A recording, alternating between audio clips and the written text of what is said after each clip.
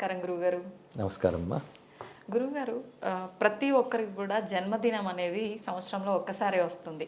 కానీ మన హనుమంతుల వారికి మాత్రం సంవత్సరంలో 2 సార్లు హనుమాన్ జయంతి ఉత్సవాలు జరుపుకుంటూ ఉంటాం. నిజంగా హనుమంతుల వారికి 2 జన్మదినాలు ఉన్నాయా గురుగారు? అలా ఎలా సాధ్యమవుతుంది? మామూలుగా చైత్ర మాసంలో ఒకసారి, వైశాఖ మాసంలో ఒకసారి మనం ఉత్సవాలు జరుపుకుంటూ ఉంటాం. నిజమైన జన్మదినం ఎప్పుడు గురుగారు? చైత్ర పూర్ణిమ, వైశాఖ బహుళ దశమి ఈ రెండు కూడా హనుమత్ జయంతులుగా చెప్పబడుతున్నాయి. అయితే మార్గశిర మాసంలో కూడా ఒక హనుమదారాధన, హనుమత్ జయంతిని చెప్పబడుతూ ఉన్నాయి. అంటే వీటి భేదాలు ఎలా ఏర్పడ్డాయని ఆలోచిస్తే వాల్మీకి రామాయణంలో మాత్రం హనుమంతుడు ఏ తిథిలో పుట్టాడో చెప్పలేదు. రాముడు ఎప్పుడు పుట్టాడో చెప్పారు, చైత్రశుద్ధ నవమి. అలాగని హనుమంతుడు పుట్టిన తిథి అనేది చెప్పబడలేదు. అయితే మంత్రశాస్త్రాల్లో హనుమంతుడి ఆరాధనకు సంబంధించిన చెప్పినప్పుడు మనకి పరాశర సంహిత అనే గ్రంథంలో మాత్రం వైశాఖే మాస కృష్ణాయాం దశమ్యాం మందవాసరే అని వైశాఖ మాసంలో బహుళ పక్షంలో దశమి నాడు శనివారం నాడు హనుమత్ స్వామి ఆవిర్భవించారు అని పరాశర సంహిత అనే మంత్రశాస్త్ర గ్రంథం మనకు చెప్తుంది. అయితే చైత్ర పూర్ణిమ నాడు పుట్టాడని చాలా చోట్ల వ్యాప్తిగా కనబడుతున్నది. దీనికి మనకు ప్రమాణంగా చైత్ర పూర్ణిమ నాడు హనుమత్ జయంతి ఉత్తరాదిలో బాగా చేస్తారు. మన హైదరాబాద్ నగరాల్లో కూడాను చైత్ర పూర్ణిమ నాడు చేస్తారు. కానీ ఇతర మన తెలుగునాట మాత్రం చైత్ర పూర్ణిమ చేయరు, హనుమత్ జయంతిని దీన్నే చేస్తారు. దీనికి భేదం ఏమిటా అని ఆలోచిస్తే పురాణాల్లో చెప్పిన దాని ప్రకారంగా స్వామి ఆవిర్భావం అనేటువంటిది ఆ ప్రమాణం అక్కడ, ఈ ప్రమాణం ఇక్కడ గోచరిస్తుంది. మంత్రశాస్త్ర ప్రమాణం తీసుకున్నారు ఇక్కడ. చైత్ర పూర్ణిమ అనేది దేని ఆధారంగా తీసుకున్నారు అని ఆలోచిస్తే వాళ్ళ ఉపాసనా శాస్త్రాల ఆధారంగా వాళ్ళు తీసుకున్నారు. ఇందులో ఏది సత్యం అయి ఉంటుంది అంటే ఏదో ఒకటి కదా సత్యం కావాలి అంటే మంత్రమూర్తులు వీళ్ళు. హనుమంతుడు ఒక మంత్రమూర్తి.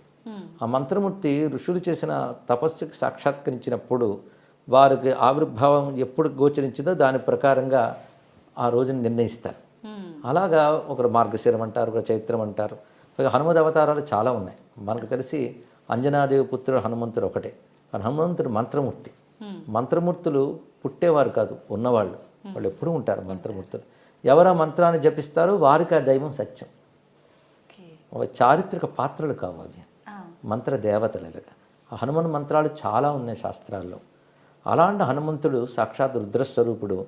లోక కళ్యాణార్థం ఒకానొక ప్రయోజనం కోసమని అంజనాదేవి గర్భంలో ఆయన ఆవిర్భవించారు. అది మాత్రం వైశాఖంలో బహుళ దశమి అని చెప్తున్నారు ప్రసిద్ధిగా. అందుకు అది మనం ప్రమాణంగా తీసుకుంటున్నాం.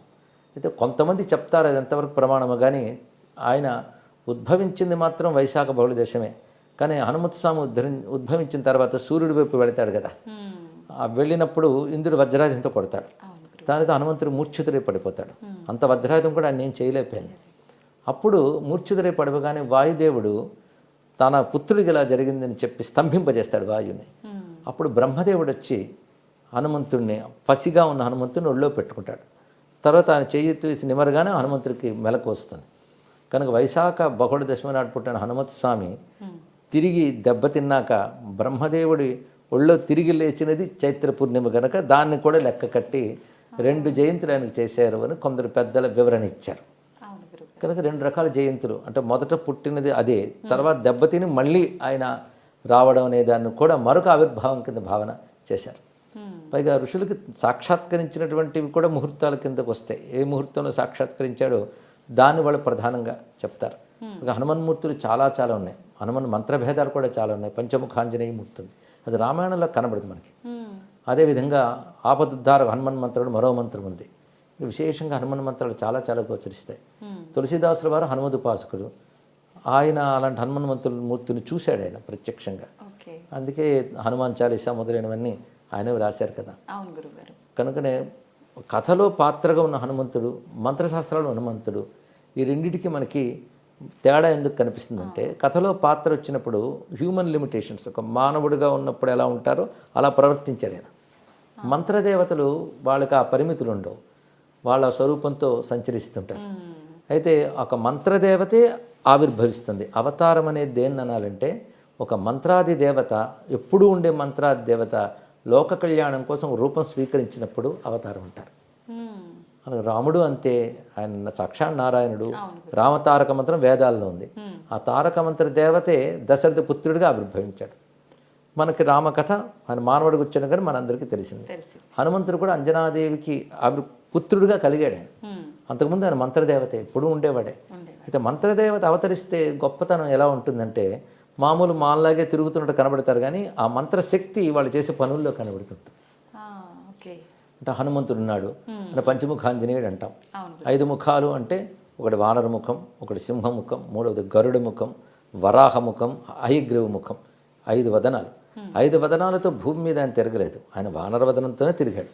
మరి పంచముఖాంజనేయుడు ఎందుకంటే పంచముఖాంజనేయ మంత్రం ఉంది, ఆ మంత్ర దేవత మాత్రం 5 ముఖాలకు ఉంటుంది.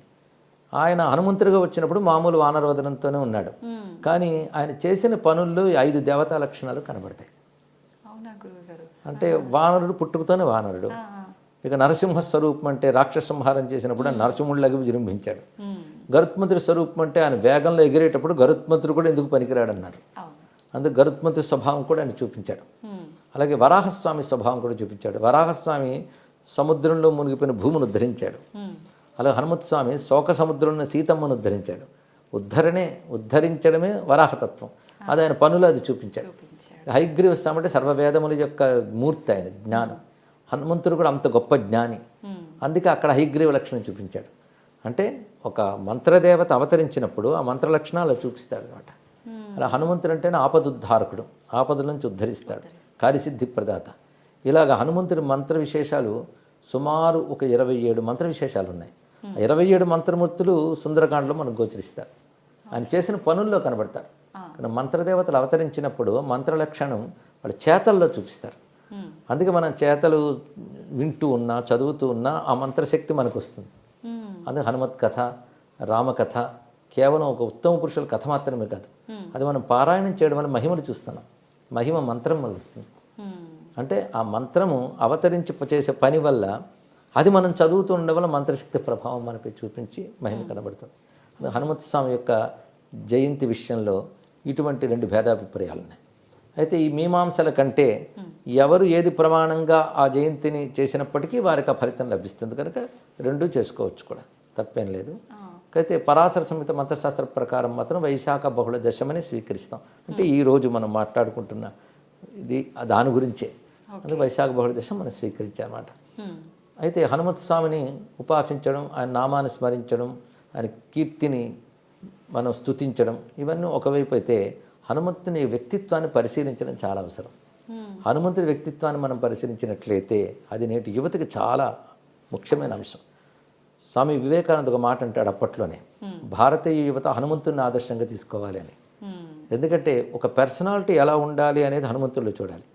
ముఖ్యంగా శారీరకంగా గొప్ప బలవంతుడు, అది కావాలి కదా. ఫస్ట్ ఫిజికల్ ఫిట్నెస్ చాలా ముఖ్యం, అది మన ఆదర్శంగా తీసుకోవాలి. దానికి తగ్గ క్రమశిక్షణ, ఉరికిన శరీరం బలంగా ఉండాలంటే సరిపోతుందా, దానికి తగ్గ క్రమశిక్షణ, యోగము అవన్నీ ఉండాలి. హనుమంతుడు ముందు శారీరక బలం, రెండవది బుద్ధి బలం. హనుమంతుడు గొప్ప జ్ఞాని. హనుమంతుడు మాట విని రామచంద్రమూర్తి ఆశ్చర్యపోతాడు, ఇతడు బాగా చదువుకున్నాడు, అనేన బహుధాశ్రుతం, అనేక జ్ఞానం శాస్త్రములు తెలుసు. అంటే మాట బట్టే అతను ఏం చదువుకున్నాడు చెప్పారంటే రాముడు ఇంకెంత గొప్పవాడో ఆలోచించండి. ఇక్కడ హనుమంతుడి మాట బట్టి ఇతడు 4 వేదాల్లో నిష్ణాతుడు, సర్వశాస్త్రముల్లో పారంగతుడు, రాజనీతి తెలిసినవాడు అని అప్పుడే రాముడు పోల్చుకున్నాడు. హనుమంతుడు ప్రతి ప్రవర్తనలో అతని జ్ఞానం కనబడుతుంది. అందుకే సీతమ్మతో హనుమంతుడు మాట్లాడుతూ ఒకటి అంటాడు, హనుమానతి విఖ్యాతో లోకే స్వేనైవ కర్మణ, నా పనుల వల్ల నాకు హనుమంతుడిని పేరు వచ్చిందమ్మా అన్నాడు ఆయన. అంటే హనుమాన్ అంటే జ్ఞానవాన్ అని అర్థం, గొప్ప జ్ఞాని, గొప్ప మాటకారి అని అర్థం. హను అంటే దవడలు, మంచి దవడలు ఉన్నవాడంటే గొప్పగా మాట్లాడతాడని అర్థం. ఆయన తల చాలా గొప్పదండి అంటే అర్థం తల గొప్పదని కాదు, జ్ఞానం గొప్పదని అర్థం. అలాగే అవయవాన్ని పేర్కొన్నారంటే అవయవానికి సంబంధించిన శక్తిని పేర్కొన్నారు. హనుమంతుడు అంటే దవడలు, దవడల నుంచి వాక్కు వస్తుంది. అందుకే వేదమంత్రాల్లో కూడా వాక్కు గురించి చెప్తూ అధరాహను పూర్వ రూపం, ఉత్తరాహను ఉత్తర రూపం, వాక్ సంధానం జిహ్వా సంధి అనే మంత్రం వస్తుంది. ఉపనిషత్తుల్లోనే వస్తుంది. ఇక్కడ అంటే అరణి అని ఉంటుంది, మథనం చేస్తారు యజ్ఞాగ్ని, కిందన ఒక చెక్క పెడతారు, పైన ఒక చెక్క పెడతారు, మథనం చేస్తే అగ్ని వస్తుంది. అలాగే కింద దవడ పై దవడ మధ్యలో 4 అనుసంధానం, దాని నుంచి పుట్టిన అగ్ని వాక్కు అని చెప్పారు. కానీ హనువుల నుంచి పుట్టే వాక్కుని హనుమాన్ అన్నారు. హనుమ అంటే దవడల, అందుకే వాక్కు ఆయన దగ్గర ఉన్న గొప్ప విషయం. వాల్మీకి కూడా హనుమంతుడి గురించి చెప్పాడు, వాక్యకోవిద అన్నాడు. గొప్ప మాట్లాడతాడు అంటే గొప్పగా మాట్లాడంటే అర్థం మాట్లాడగలిగితే జ్ఞానం ఆయన దగ్గర ఉంది. కనుక వాక్ అంటే జ్ఞానం వ్యక్తీకరింపబడితే వాక్ అవుతుంది. హనుమాన్ అంటే జ్ఞానవాన్ అని అర్థం. ఓకే. కానీ హనుమాన్ అంటే జ్ఞానస్వరూపుడు. ఈ రహస్యం తులసీదాస్కు తెలుసు కనుకనే జయ హనుమాన్ జ్ఞానగుణ సాగర్ అన్నాడే. కానీ హనుమంతుడి దగ్గర ఉండేది రెండవది జ్ఞానం, శారీరక బలంతో పాటు. అది మూడవది ఏమిటి అంటే జ్ఞానాన్ని వినియోగించే పద్ధతి. జ్ఞానం ఊరికని తెలుసుకుంటే ఏం లాభం, అది వినియోగింపబడాలి. అంటే ప్రవర్తనలో కనబడుతుంది, ఎక్కడెక్కడ ఎలా ప్రవర్తించాడు, కార్యాన్ని ఎంత సానుకూలపరుస్తాడు, ఇవన్నీ కూడా చూపిస్తాడు. అది మూడవది. ఇక నాలుగవది ఉపకార బుద్ధి. హనుమంతుడు ఏది తన కోసం చేసుకోలేదు. రాముడిని ఆశ్రయించిన వాళ్ళందరూ వాళ్ళ ప్రయోజనాలు రాముడి నుంచి పొందారు, కానీ హనుమంతుడు ఏది ఎవరిని అడగలేదు, పొందలేదు, తాను అందరికి ఇచ్చాడు. అదే మెచ్చుకున్నాడు వివేకానంద. మనలో అటువంటి ఉపకార బుద్ధి, త్యాగ బుద్ధి ఉండాలి. లోకక్షేమం కోసం పనిచేశాడు ఆయన. రామకార్యం అంటే లోకక్షేమమే. పైగా ఇన్ని ఉంటూ కూడా అహంకారం ఎక్కడ లేదు హనుమంతుడి దగ్గర. దాని రామదాసుడిని అత్యంత వినయంగా ప్రకటించుకున్నాడు. అన్ని గొప్ప లక్షణాలు. అలాంటి లక్షణాలు 8 తీసుకుని హనుమంతుడు 8 లక్షణాలు చెప్పారు మన వాళ్ళు. బుద్ధిర్బలం, యశోధైర్యం, నిర్భయత్వం, అరోగత, అజాడ్యం, వాక్పటుత్వంచ హనుమత్ స్మరణాత్ భవేత్ అన్నారు ఇక్కడ. హనుమంతుడి దగ్గర ఇప్పుడు యువత నేర్చుకోవాల్సిన ధైర్యంగా ఉండడం, ఎప్పుడు కూడా బేలతనం రాకూడదు, దిగులు పడకూడదు, పైగా క్రమశిక్షణ కలిగి ఉండాలి. క్యారెక్టర్ హనుమంతుడి దగ్గర ఉన్నది అటువంటి గొప్ప క్యారెక్టర్ హనుమంతుడిది. బ్రహ్మచారి అని అంటారు. దీనితో ఆంజనేయ స్వామి వారు ఎటువంటి నిగ్రహ సంపన్నుడు, విద్యావంతుడు, ఇలాంటి మనం వింటూ ఉన్న చదువుతూ ఉన్న మనలో క్యారెక్టర్స్ తప్పకుండా డెవలప్ అవుతాయి. ఎందుకంటే రోల్ మోడల్స్ అంటారు వీటిని. నేను చాలా కాలం ప్రవచనాలు మాట చెప్పేవాడిని. మీరు హీ మ్యాను, స్పైడర్ మ్యాను, బ్యాట్మ్యాను, ఆ మ్యాను, ఈ మ్యాన్ అంటారు, హనుమాన్ను పట్టుకోండి అంటూ ఉంటాను ఇక్కడ. ఆయన మన ఆదర్శంగా తీసుకుంటే కేవలం మిరాకిల్స్ చేయడం మాత్రమే కాకుండా ఇంతవాడు అంత అయిపోవడం, ఎగరడం, చిన్నప్పటి నుంచి ఉత్సాహం కలిగిస్తే మనకు కూడా ఇవి అతిమానుష ప్రవర్తనలు అంటారు. సహజంగా మంత్రదేవత కనుక అది చూపించవచ్చు, అవి మనం చేయలేం, దండం పెడతాం. కానీ ఆయన యొక్క సద్గుణాలు మనం చేయగలం. అప్పుడు నిజమైన హనుమదారాధన అవుతుంది.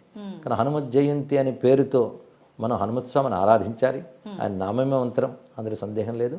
అదేవిధంగా హనుమంతుని యొక్క చరిత్రను మనం పరిశీలించాలి, ఆ గుణగణాలను ఆదర్శంగా తీసుకోవాలి. కానీ హనుమంతుడు ఒక ఆదర్శమూర్తి, ఆరాధ్య స్ఫూర్తి. ఈ విధంగా మన హనుమంతుని గ్రహించాలి. ఇది జయంతి నాడు స్మరించుకుంటున్నాం. ప్రత్యేకించి ఆయనలో ఉన్న సద్గుణాలన్నీ పిల్లలకి రావాలి అని అంటే వాళ్ళు ఎటువంటి కార్యక్రమాలు చేయాల్సి ఉంటుంది గురుగారు?